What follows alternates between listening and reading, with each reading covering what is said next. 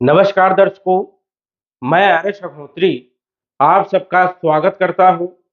दर्शकों, आज हम बात करेंगे मिथुन राशि वालों के लिए जून का महीना कैसा रहने वाला है।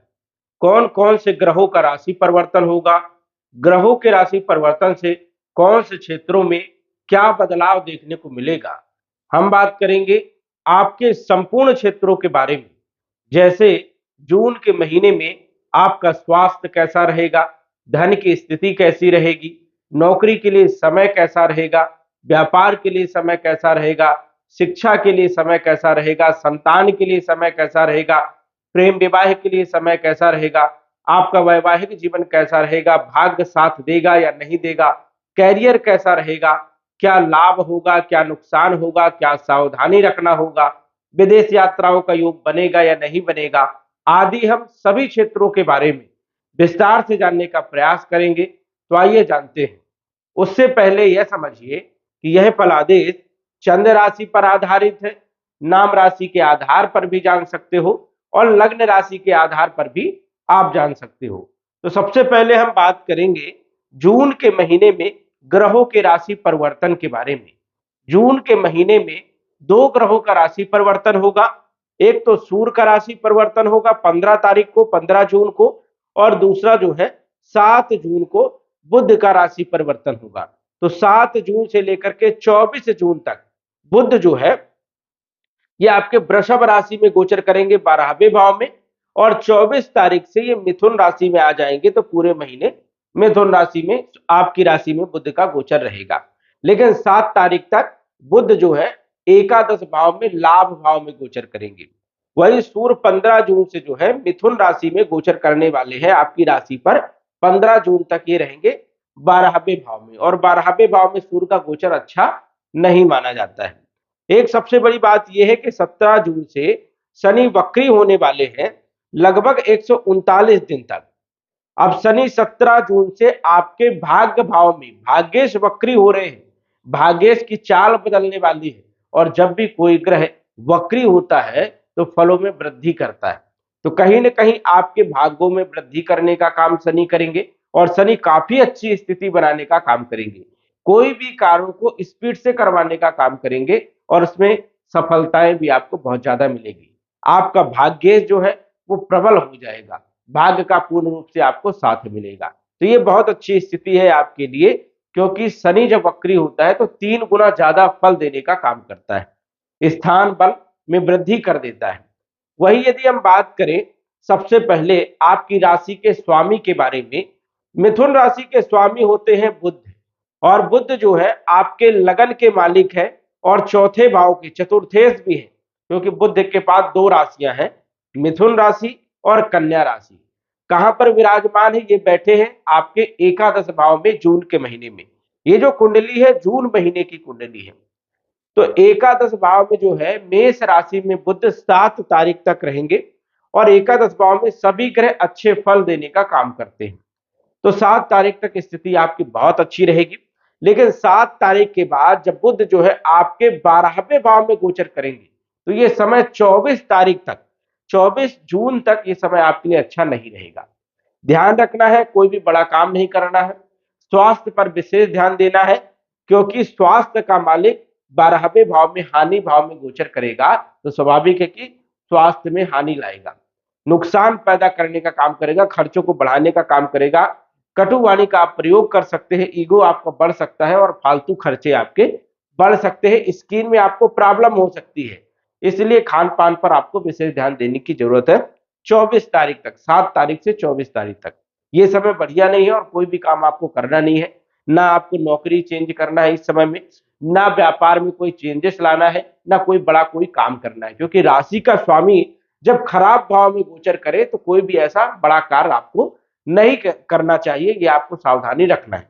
24 तारीख के बाद बुध जब आपकी राशि में आ जाएंगे तो भद्र नामक राजयोग बनाएंगे, तो जबरदस्त लाभ देने का काम करेंगे, सुखों में वृद्धि करने का काम करेंगे। भूमि, भवन, प्रॉपर्टी, मकान, वाहन, इन सभी क्षेत्रों में लाभ पहुंचाने का काम करेंगे। आप प्रॉपर्टी का काम कर सकते हो, मकान बना सकते हो, प्रॉपर्टी क्रय कर सकते हो, या आप वाहन खरीद सकते हो, ऐसे योग जो है 24 तारीख के बाद जो है बनने वाले हैं। लेकिन 24 तारीख के पहले की यदि बात करें तो प्रॉपर्टी आपको नहीं खरीदना है, कोई भी काम आपको नहीं करना है, तो ये आपको विशेष रूप से ध्यान देना, नहीं तो नुकसान ज्यादा होगा और आपका पैसा बर्बाद हो जाएगा। इसलिए ये चीज आपको विशेष रूप से ध्यान देना है। स्वास्थ्य पर भी विशेष ध्यान देना है। साथ ही साथ आपको उपाय करना है, ओम बुम बुधाय नमः इस मंत्र का जप करना है। साथ ही साथ गणेश जी की आराधना करना है, जिससे आपका बुध राशि का स्वामी वो आपको अच्छे परिणाम देने लायक बने। तो ये चीज आपको विशेष रूप से ध्यान देना है। इसके बाद यदि हम बात करें धन भाव के बारे में, धनेश आपके स्वामी चंद्रमा है और चंद्रमा का फलादेश संभव होता नहीं है, लेकिन यहाँ पर जो ग्रह बैठते हैं, जिन ग्रहों की दृष्टि होती है, उसी के अनुकूल फल देखे जाते हैं। यहाँ पर यदि देखा जाए तो नीच के मंगल यहाँ पर बैठे हुए हैं, साथ ही साथ शुक्र भी यहाँ पर विराजमान है। मंगल यहाँ पर बैठे नीच राशि में, ये यहाँ पर अच्छे नहीं माने जाते हैं। मंगल इस भाव को खराब करने का काम करेंगे, एक तो वाणी में कटुता लाने का काम करेंगे, ईगो बढ़ाने का काम करेंगे, गलत तरीके से धन कमाने का प्रयास आप कर सकते हैं और कहीं ना कहीं जो है अहंकार के वश में किसी को अनगल वाक्यों का प्रयोग भी आप कर सकते हो। तो कटु वाणी का प्रयोग आपको नहीं करना है। साथ ही साथ घर में क्लेश हो सकता है, लड़ाई झगड़े हो सकते हैं, मनमुटाव हो सकता है परिवार को लेकर के, तो ये भी आपको विशेष रूप से ध्यान देना है। और भूमि भवन प्रॉपर्टी से जुड़े हुए मुद्दों में भी कहीं ना कहीं विवाद में स्थिति बनी रहेगी, तो वाणी पर भी ध्यान रखना है। गलत तरीके से आपको धन नहीं कमाना है, कुटुंब परिवार में आपको विवाद नहीं करना है। तो ये स्थिति जो है पूरे महीने आपकी कुंडली में द्वितीय भाव में मंगल की रहेगी, इसलिए आपको विशेष ध्यान देना है। वही यदि यहाँ पर शुक्र बैठे हैं तो शुक्र यहाँ पर अच्छे फल देते हैं, धन देने का काम करते हैं, धन में बढ़ोतरी करने का काम करते हैं। और शुक्र के साथ मंगल की स्थिति उतनी अच्छी नहीं मानी जाती है, क्योंकि ये कामुकता योग बनाने का काम करते हैं और कहीं ना कहीं जो है स्त्री के प्रति आकर्षण भी देने का काम करते हैं, लेकिन इससे नुकसान की स्थिति ज्यादा बन जाती है, इसलिए आपको ध्यान रखना है। तीसरे भाव के जो मालिक है आपकी कुंडली में वो सूर्य है, क्योंकि 5 नंबर सिंह राशि, जिसके स्वामी सूर्य 12वें भाव में गोचर करेंगे, ये भी यहाँ पर अच्छे नहीं माने जाते हैं। बल पराक्रम मेहनत तो आप खूब करोगे, लेकिन सफलता आपको नहीं मिलेगी। कब तक नहीं मिलेगी? 15 जून तक नहीं मिलेगी। 15 जून तक कोई भी कार्य आपके बनने वाले नहीं है। हाँ, यदि आप विदेश जाना चाहते हैं, विदेश से जुड़ी हुई कोई काम करना चाहते हैं, यात्राएं जाना चाहते हैं, यात्राएं घूमने के लिए जाना चाहते हैं, विदेश की यात्राएं करना चाहते हैं, धार्मिक यात्राएं करना चाहते हैं, तो ये समय आपके लिए बढ़िया रहेगा। लेकिन यदि हम आपके कैरियर के बारे में यदि बात करें या कोई काम के बारे में यदि बात करें, तो वो काम जो है 15 तारीख तक संभव नहीं है।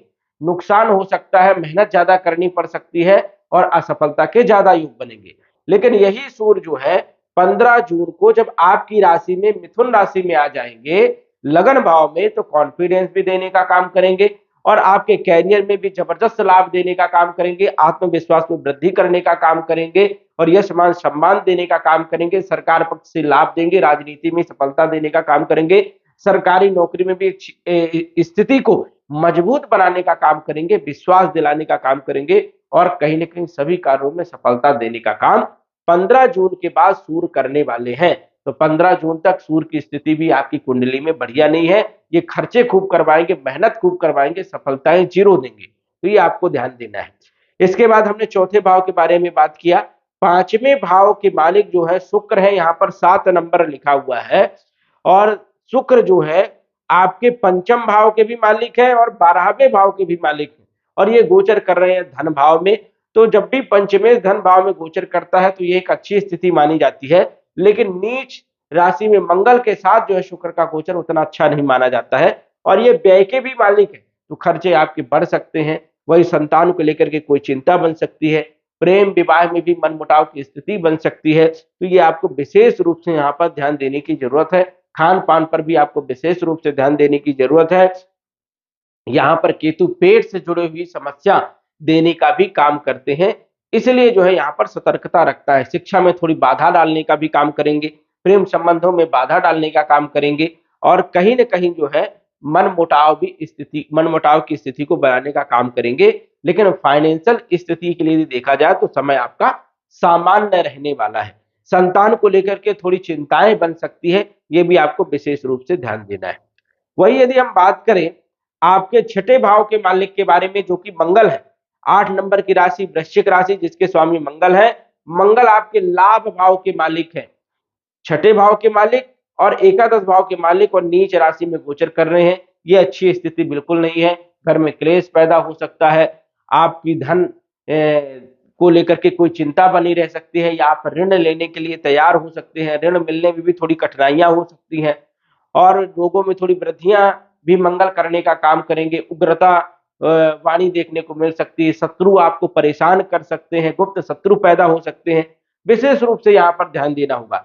लेकिन धन के लिए देखा जाए तो जब भी लाभेश धन भाव से संबंध बना लेता है तो व्यक्ति को अचानक बड़ा धन लाभ भी होता है, और वो गलत तरीके से धन लाभ होता है। जैसे आपको लॉटरी लग सकती है, या किसी का धन आपको मिल सकता है, गड़ा हुआ धन मिल सकता है। तो ये स्थिति कई बार बन जाती है कि धन से जो है व्यक्ति को सुख मिलता है, धन की मात्रा में वृद्धि हो जाती है जब भी लाभेश धन से संबंध बना ले। तो धन तो आएगा, लेकिन चिंताएं जरूर बनी रहेंगी, डर एक बना रहेगा, भय बना रहेगा। तो पैसा तो आएगा, कहीं ना कहीं से अचानक संपत्ति मिलने की भी योग यहाँ पर बनते हैं, लेकिन जो है इसमें नुकसान की भी स्थिति बनती है, जैसे भय बना रहना, डर लगना, मन खराब रहना। तो ये स्थितियां भी बनी रहेगी। सोच समझ करके आपको कार्य करने की जरूरत है। कंपटीशन में भी यदि देखा जाए तो कंपटीशन में भी ज्यादा आपको मेहनत करना पड़ेगा, संघर्ष करना पड़ेगा, तब आपको सफलता यहाँ पर देखने को मिलेगी। वही शत्रु पक्ष जो है आपका मजबूत हो सकता है, इसलिए जो है काम पर विशेष ध्यान देना है आपको, और ऐसे कोई भी गलत कार्य आपको नहीं करने हैं।